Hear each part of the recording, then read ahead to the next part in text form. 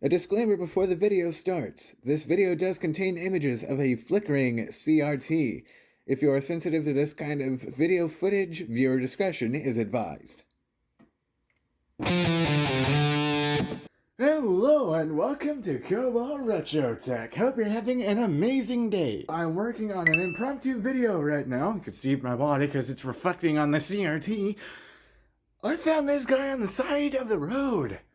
That's right, this is a curbside CRT. You might be able to tell, as it's a little bit dirty. It's a little bit more obvious on the back of the TV.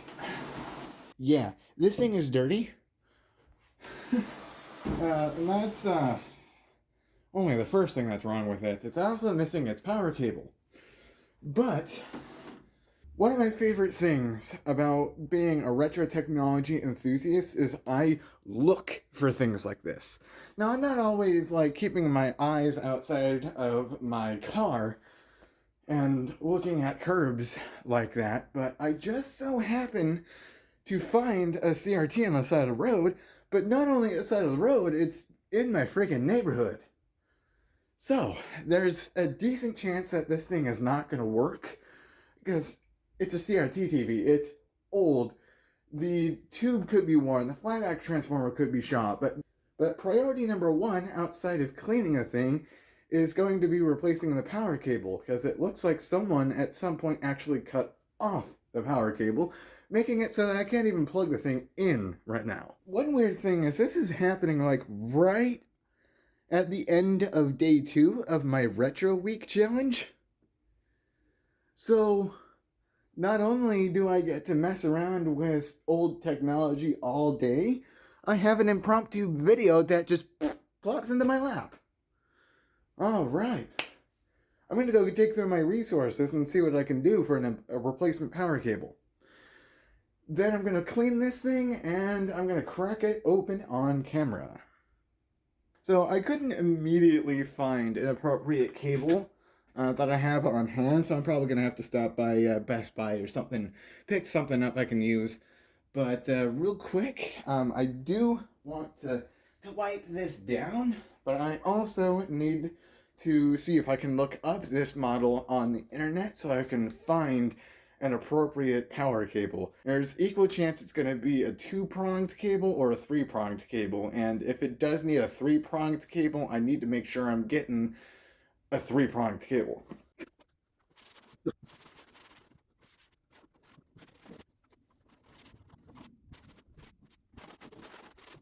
Yeah, this thing is very dirty. I think it spent at least a couple of days outside, given all the dirt, but people like Adrian Black and the 8-Bit Guy have been able to resuscitate old machines in worse conditions than this, so there is a chance. There is a chance that this will work. Just gonna be a labor of love on my part. Oh, I didn't... The label is destroyed. I took a look at it earlier, but I didn't freaking... Oh, man. I really hope the picture I took of it earlier is gonna be good enough.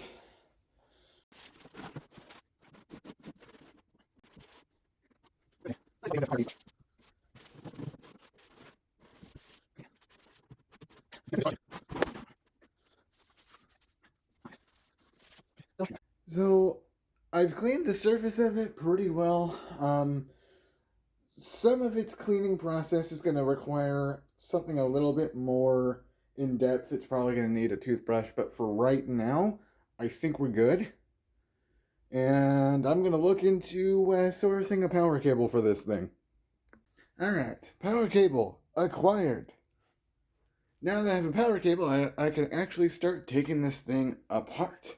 So a fair warning about CRTs before we continue. This is in no way an educational guide. I'm just showing you this is for entertainment purposes only. Furthermore, these things are dangerous. There are high voltages involved, so especially if the tube has been recently charged, there is a risk of electrical shock, even if the unit is unplugged. Now, this is a newer unit, so it very likely has some kind of circuitry involved to discharge the tube. Plus, I have no idea how long it's been outside, so it's likely discharged. But if you're going to do anything even remotely like this, proceed with caution. And again, this is for entertainment purposes only. Entertainment and educational, I guess. So, as you might be able to see here, I didn't do a great job cleaning the outside of this thing. However, my goal wasn't for perfection quite yet. And honestly, I'm going in blind. Because I'm not even sure if anybody has any teardown guides with this specific television in mind. I'm not even sure if that's a screw hole. Ew. Okay, maybe that tube's been out there for a while, because, oh.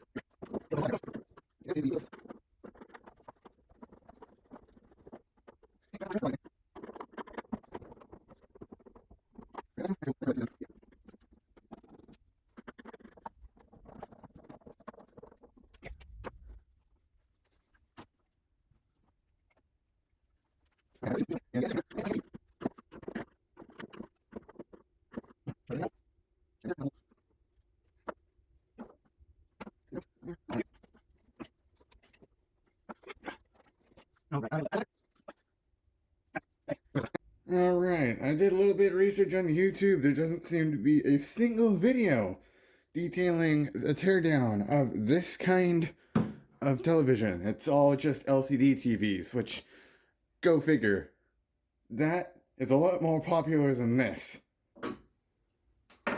This screwdriver doesn't reach all the way down on the two things that I need to look down through, so I have a feeling that one screw on either side here is the only thing that's getting in my way. So, I'll be back when I find my other screwdriver. So I managed to find my other screwdriver, which does actually reach all the way through. I was actually right the first time around when I first noticed that these slots here. I had just convinced myself that there wasn't anything in these little sections. I just convinced myself that there wasn't anything in these little sections because I couldn't see that there was a screw in there underneath all the webs.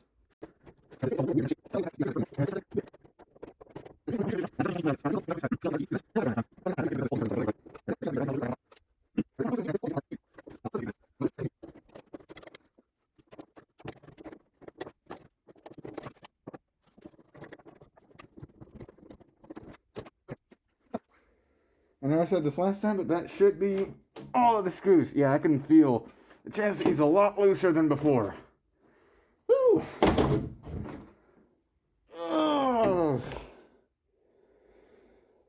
Oh, it's filthy, but not quite as bad as I was expecting. Still, though, this is nasty. And there's potentially some high voltage going on, so yeah, there's that. The only other CRT I've seen like this in person is the iMac G3. Oh. Oh, that's nasty, and there's live spiders in here. Okay, where's the flashlight? There it is. Alright, cool. You see how nasty it is in there? Ugh.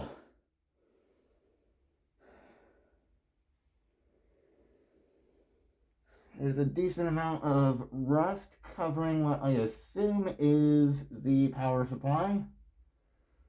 Plus there's a understandable but worrying amount of spider webs in here. That's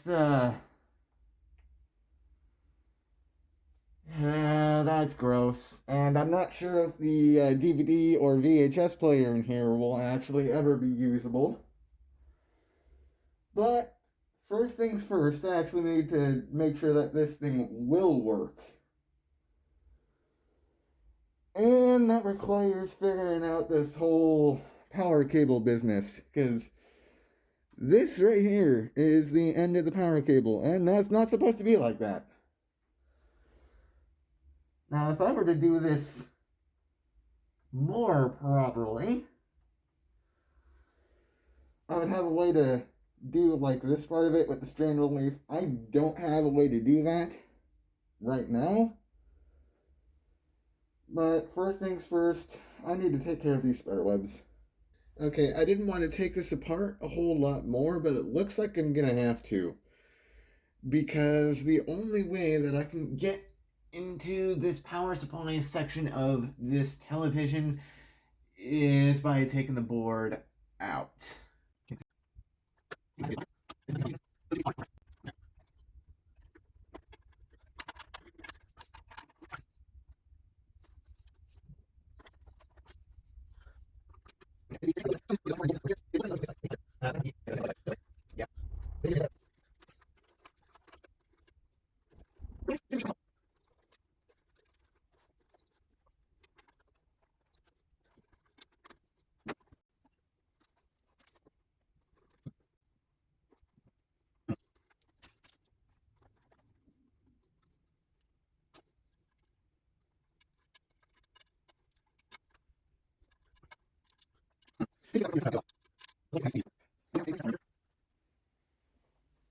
I do play it a little bit loose when it comes to grounding, but this is something that's genuinely, no joke, could very well hurt me, if not kill me. So, I want to be a little extra careful here, with good reason.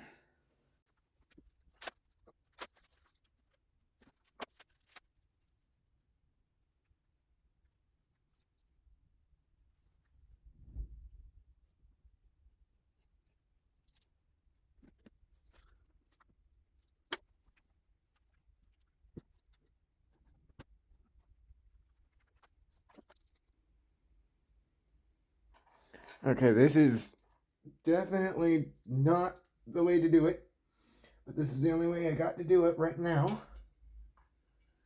I'll lift that up and make sure that this is discharged. Okay. If there was a charge, it's gone now.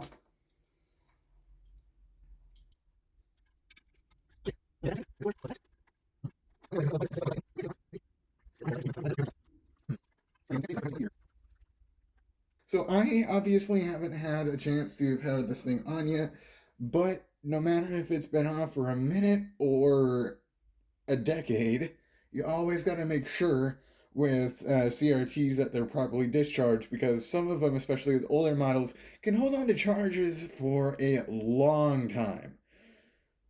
That being said, please don't attempt this at home unless you know what I'm doing. I shouldn't be doing this because I barely know what I'm doing, but I at least have some electrical safety knowledge, so.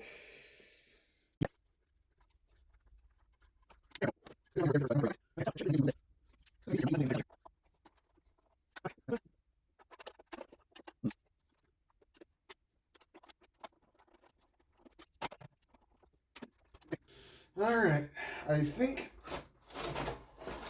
this whole thing should come right out. Oh yeah.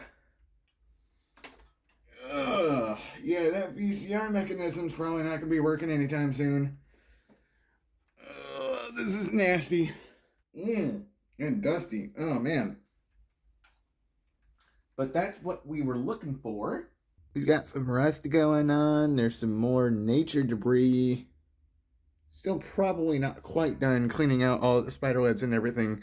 But getting out the main board is a really good next step, because I can't attach the power cable without disassembling this further than I would have preferred. But hey, this is an experience. Okay, this thing is actually turning out to be a lot more complicated than I had originally anticipated. Mostly because of these two drives that are in here, the DVD stuff and the VHS stuff. Maybe some point in the future I can actually get this to work. It might just need cleaning, but who knows? Cleaning and lubrication. So, I actually came into this project hoping to actually, like, desolder this and solder it in properly. But there's way too much going on here, mechanically speaking, for me to be comfortable with doing that. So I'm just going to see if I can strip away what's going on here and solder to that directly. I just need a blade that'll help me do that.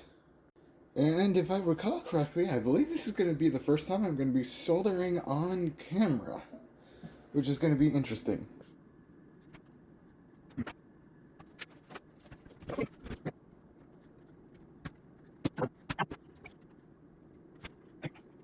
Okay, I've got the cable.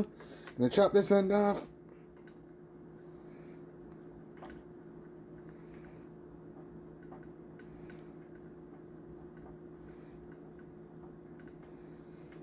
With a really bad pair of scissors. There we go.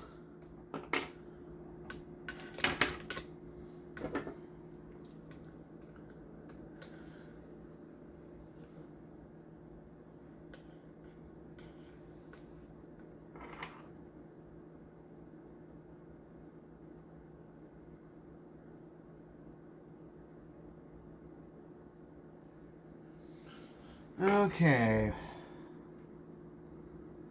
One thing that is a little concerning is this cable appears to not be polarized. So if I go through with this, there's a decent chance that something might go wrong here. Alright, this is going to be a touch difficult to show, but I have my positive lead on this multimeter here on the neutral side of this plug, cross-referencing that with diagrams of the North American power outlet standard, of course, because that's where I live. And this wire here is neutral. So I'm going to go ahead and mark this accordingly with a silver Sharpie, so there is no confusion.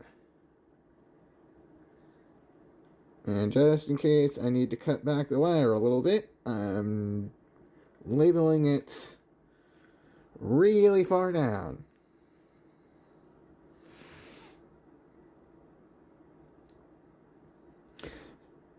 Since this wire on the actual TV itself does appear to have at least some kind of polarization indicator, it is fair to assume that the original power plug was polarized. And the thing about this kind of situation is, unless the electronics in question have some kind of flow bridge rectifier, plugging anything in without double checking that the polarity is correct is going to blow something up. I learned that from educational YouTubers like Electroboom. So, with North American wire nomenclature, white is neutral and black is hot. The white is going to be soldered to the silver, and black is going to be soldered to black. You really don't want to mix those up with this kind of stuff. So yeah, I'm kind of playing with fire here, so to speak. I feel confident enough in my soldering skills and knowledge of electronics to get something basic like this done. Now, before I plug this in, I do need to locate some electrical tape. I do have some electrical tape around here somewhere, and that's going to be important for isolating the two sides here. Because if the two sides aren't isolated, there's going to be problems.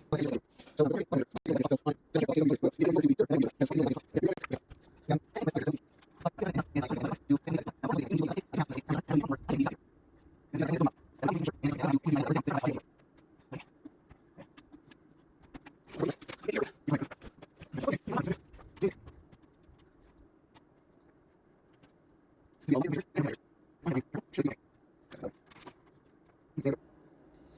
I really should get something like a helping hands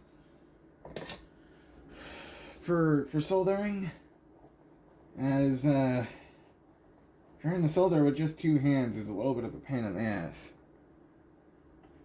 But I'm just gonna go ahead, thin this lead.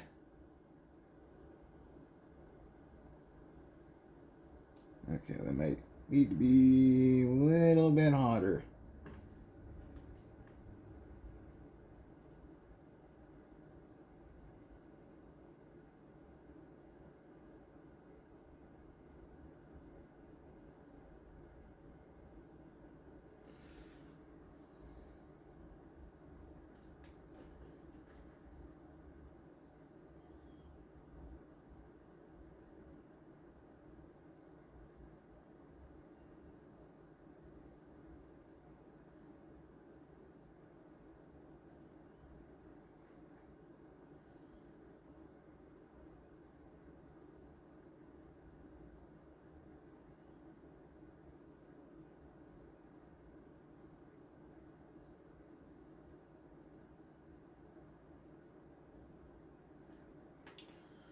Okay. So I should be able to clean off this soldering iron and get some better performance.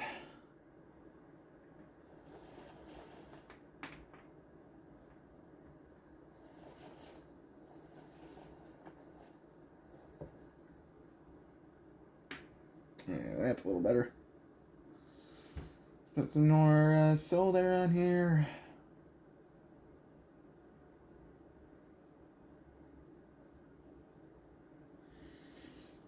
Admittedly, this tip is a little bit big for this kind of job, but it should be more than serviceable, as I don't need to solder small surface mount components.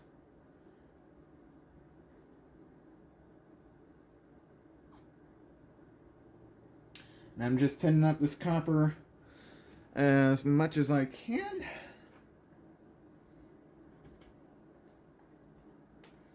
And I'm going to do the same with the other side.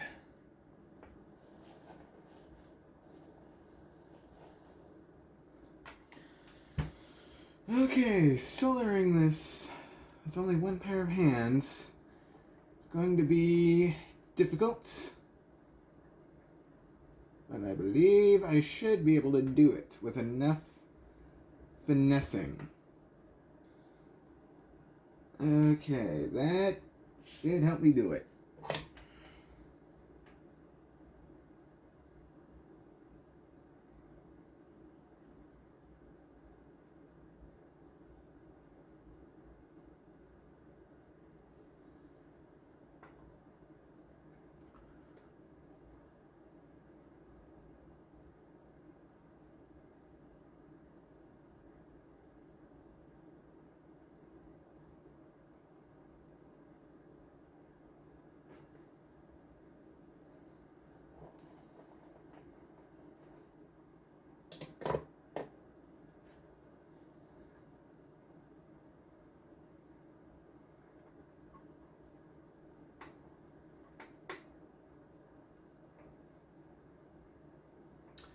Yeah, that's on there pretty good.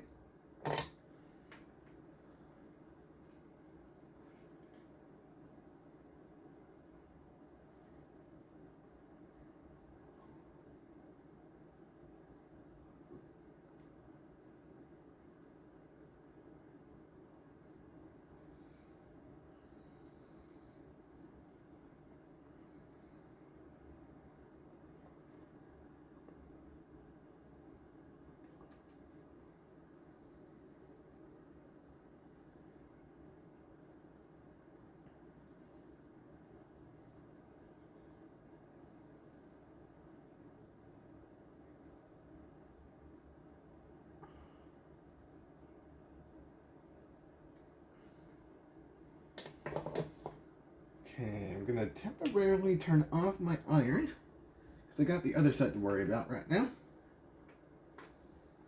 which is indeed the silver side.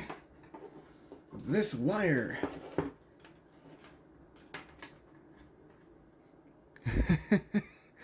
Alright.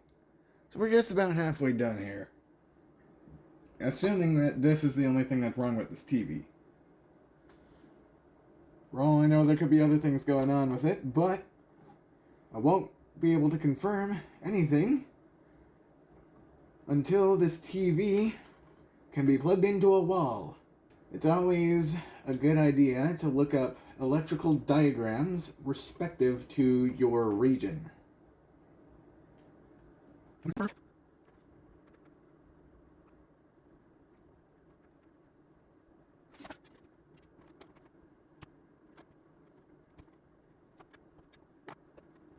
Okay, that's warming back up.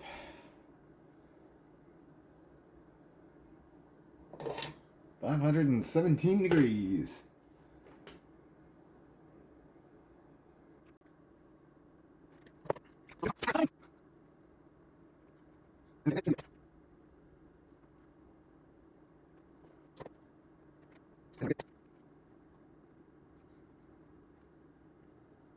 Alright, looks like those joints are pretty solid. Probably not the most professional looking job that you'll ever see, but I'm not planning on selling this TV. So there's that.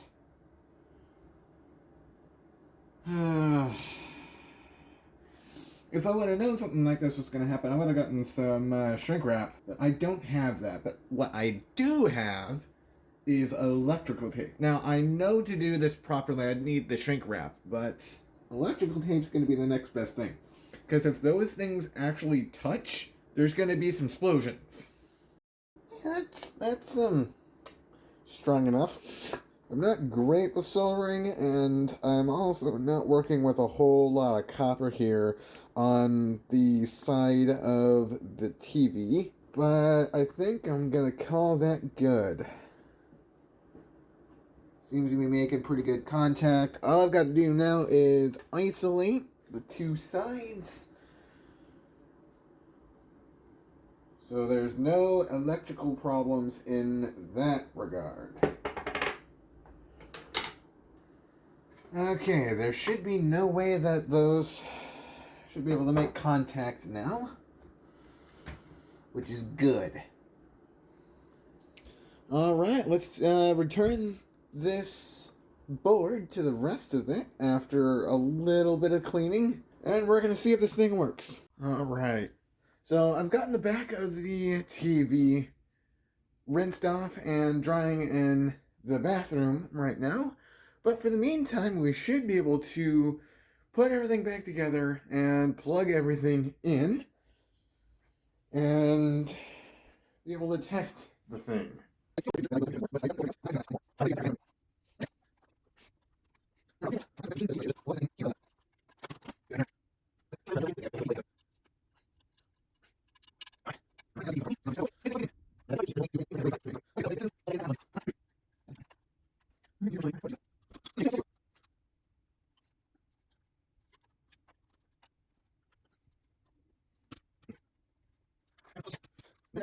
Okay. Oh boy. I'm honestly a little bit scared because there are one of three things that could happen after plugging this in. A, it's going to work just fine. B, it's going to explode. Or C, do nothing at all.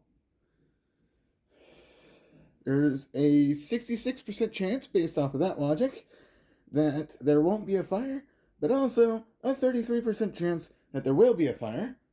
So, I am prepared. So my final statement about this project before I start booting it up is A, yes, I am aware this thing is still filthy. However, I didn't want to continue cleaning this thing until I knew if it was either working or faulty in a way that I can actually fix. If it is faulty beyond my own personal repair, or it's going to explode on me, then there would have been no point on cleaning it further. That being said, if this does work, I will clean it.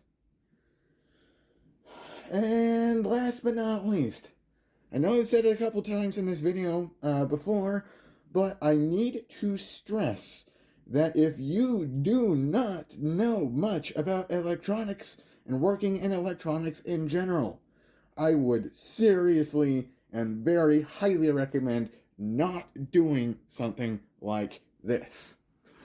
Doing something like this is very risky, hence the fire extinguisher.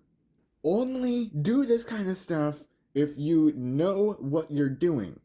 Specifically because CRTs like this always have an insanely high voltage going through these things, and that can and will severely hurt you, if not stop your heart. These things are no joke. Not to mention that an improper electronics work job can result in damage to the product and or fires.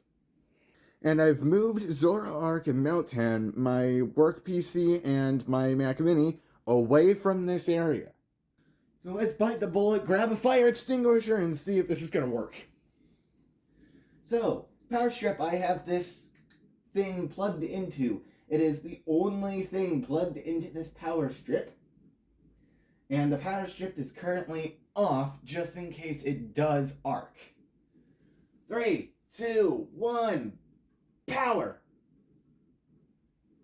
Okay. Didn't seem to do much, but I do remember some older...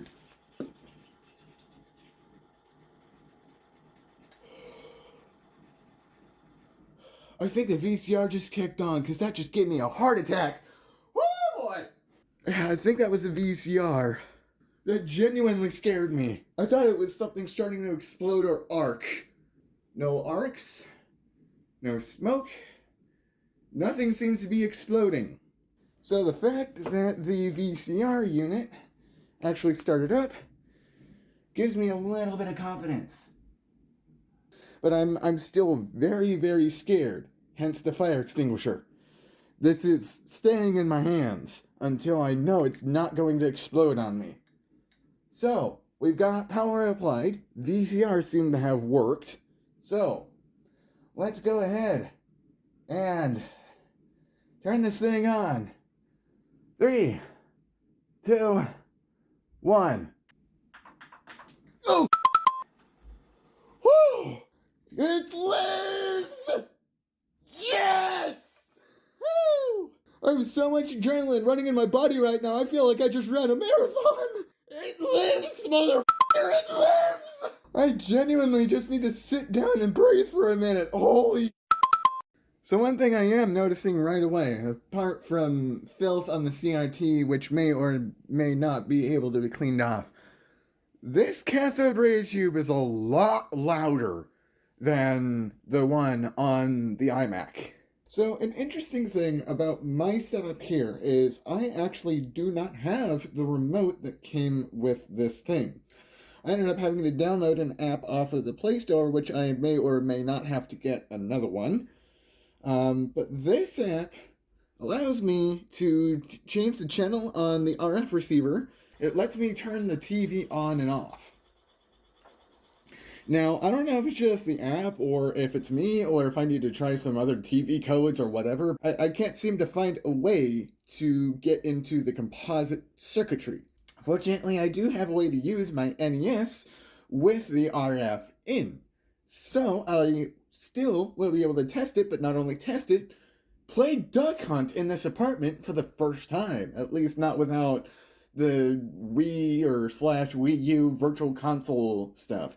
This is going to be on an original NES with 0 modification. So I don't happen to have a proper RF hookup for this, technically. See, the really fun thing about RF is that you can carry it through basically anything. As long as it's conductive enough, you can adapt the RCA format to RF with no problem. And I know this is going to work because I was able to use this on an LCD TV, and as long as the TVs get the proper signal, it should work. Duck Hunt has been acquired. Let's go ahead and stick this in the NES. Oh, by the way, continuing my theme of naming electronics after Futurama characters, this TV is a rescue TV, fairly similar to Seymour from Futurama. This TV is now going to be named Seymour. Probably not going to work first time, but there is something there. Might be set to channel 4. No. Set that back to channel 3 then. Okay, we know it's getting something. Oh, there we go. Kind of.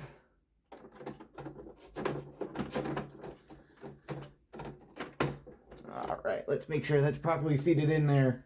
The picture is horrible, but holy that's working. And we're going to be gaming like it's 1985.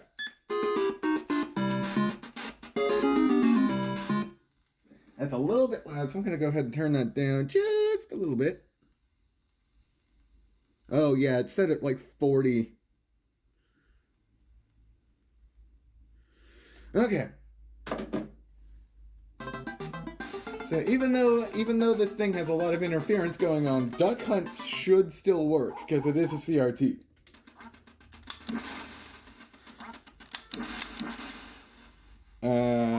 Should still work. All right, let's try to use some actual shooting technique. Oh, it works! Woo! I get to play Duck Hunt now with original hardware. This is awesome.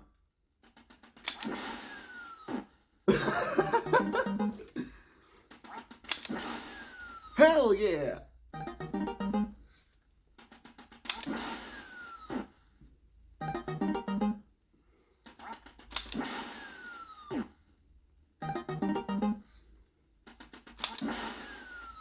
Well, I'm going to go ahead and wrap up this video here. Man, that was an adventure. So, yes, I know this thing is still pretty dirty. I am well aware of this. I had a very close-up view of this motherboard, and it's still disgusting. But I'm going to clean all of that up off camera, as I don't want to accidentally break anything in that regard. And I'm going to button this thing up all off camera. And the next time you see this thing, it will be in much better of a cosmetic condition than it is right now, at least if I don't end up breaking things. Yeah, this project took longer than I had anticipated it taking, but I have a working CRT display now, which is very convenient for getting one for free, because I was actually looking into getting a Commodore monitor not too long ago. I can't remember what monitor it was. Now I don't have to. Only thing now is I have to figure out how to get the composite circuitry to play nice with whatever remote I can find. Which is very interesting because there's not even an input selector button on the TV itself. A lot of my newer TVs do have input selector, but this one for some reason does not. That's going to be it for this video. Please drop a like if you've enjoyed this video. Please subscribe if you want to see more. See what I did there? And if you do want to support me a little bit more directly, I have some cool music that you can listen to, or if you're very interested, you can also drop by my Patreon page to subscribe for as little as $1 a month. Speaking of patrons, I do have to thank my Kilo supporter, Indian Mac, for helping support Cobalt Retro Tech. Your support helps make Cobalt Retro Tech possible. Thank you. And with all that being said, and this interesting project over, I'll see you in the next one.